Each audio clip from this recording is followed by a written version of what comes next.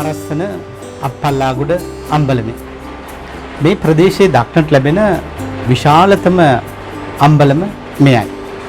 මෙහි විශේෂත්වය යන්නේ මෙහි සම්පූර්ණයෙන්ම අම්බලම නිමවා තිබෙන්නේ ගයල් එහෙම නැත්නම් ශෛලමය මාධ්‍ය උපයෝග කරගෙන.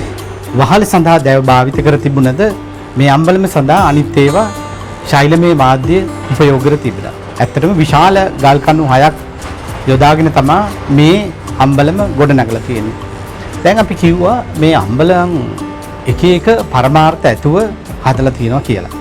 දැන් අපි අද විශ්වාස කරනවා මේ අම්බලම් හිඟන්නන් සඳහා එහෙම නැත්නම් මගීන් සඳහා නවාතැන් ගැනීම සඳහා මේවා ගොඩනගන්නට තියෙලා. නමුත් ඇත්තටම අම්බලම් කියන මේ වටිනා ඓතිහාසික ස්ථාන වෙනත් අරමුණු සඳහා තමයි ගොඩනගලා තියෙන්නේ. මේ අම්බලම ඒ අතින් වෙනත් අරමුණක් සඳහා ගොඩනපු අම්බලමක්.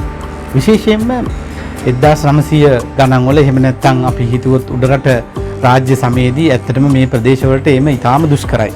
නමුත් මේ ප්‍රදේශයන් වල වැවිලි භෝග ඉතාමත්ම බහුලව වගා කෙරුණා. එතකොට මෙහි කරත්ත පාරවල් වලින් ඇවිල්ලා තමයි මේ බඩු එක්රැස් කරගන්නේ. මේ අම්බලම ගොඩනගලා තියෙන තැනට තමයි අවසාන වශයෙන් පාරවල් ඇවිල්ලා එකතු වෙලා තිබුණු තැන. එතකොට කරත්ත ඇවිල්ලා මේ හරියෙන් තමයි මේ භාණ්ඩ සියල්ලම එක්රැස් කරගත්තේ. එතකොට අවට තියෙන ගම්වාසීන් එකතු වෙලා ඔවුන්ගේ භවභෝග මේ අම්බලමට ගෙනවා.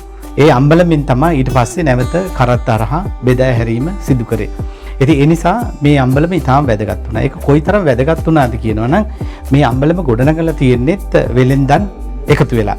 විශේෂයෙන්ම දෙන්නේ ගම්වාසීන් අනිත් අය වෙලෙන්දන්. විශේෂයෙන් මේ වෙලෙන්දන්ගේ නම් පවා මේ කණුවල කොටා තිබෙනවා. ඒක හරිම වැදගත් වෙනවා. මැණික්රාල, ජේමිස් අප්පුහාමි වැනි මාතර ප්‍රදේශයෙන් ආපු වෙලෙන්ද පවා මේ අම්බලම ගොඩනැගීමට දායකත්වයේ සපලා තියෙනවා. ඒ අතින් මේ පැරණි වාණිජ කටයුතු පිළිබඳව විමසා බලනකොට, පැරණි මහා මාර්ග ගැන විමසා බලනකොට මේ අම්බලම අප්පල්ලාගොඩ අම්බලම ඉතාම වැදගත් වෙනවා. පැරණි වාණිජ කටයුතු කතා කරද්දී විශේෂයෙන්ම මේ වාණිජ කටයුතු බෙදා හැරීමේ මධ්‍යස්ථානයක් වශයෙන් තමයි මේ අප්පල්ලාගොඩ අම්බලම ගොඩනගලා තියෙන්නේ. මේ අම්බලම ඇත්තටම 1915 තමයි ගොඩනගලා තියෙන්නේ. ඒ වගේම මෙහි ඉතාම වටිනාම දෙයක් තියෙනවා මේ ඉදිරිපස තියෙන පින්තාලිය. මේ පින්තාලියෙන් ඇත්තටම පැරණි සමාජයේ බොහෝ ගුණධර්ම මේකට ඇත්තටම පින්තාලිය කියන්නේ මේ වතුර දැමීම නිසා මිනිසුන් ප්‍රයෝජන ගැනීම නිසා එකාතකින් පින් සිදු වෙනවා. අනික පැන් දාන නිසා පැන්තාලිය කියලා තියෙනවා. මේ දෙකම කොහොම කරත් එකයි. පැරණි වංශ කතාවල සඳහන් වෙනවා මේ පින්තාලිය උඩට කිනිස්සක් තිබුණා කියලා. කිනිස්සක් කියන්නේ මේ වතුර ලබා ගැනීම සඳහා කිසියම් උපකරණයක්. ඒක ලබාගෙන තිබුණා. නමුත් දැන් ඒක දකින්න ලැබෙන්නේ නැහැ අපිට. පින්තාලිය කියන එක අභාවයට ගිහිල්ලා තියෙන්නේ දැන්.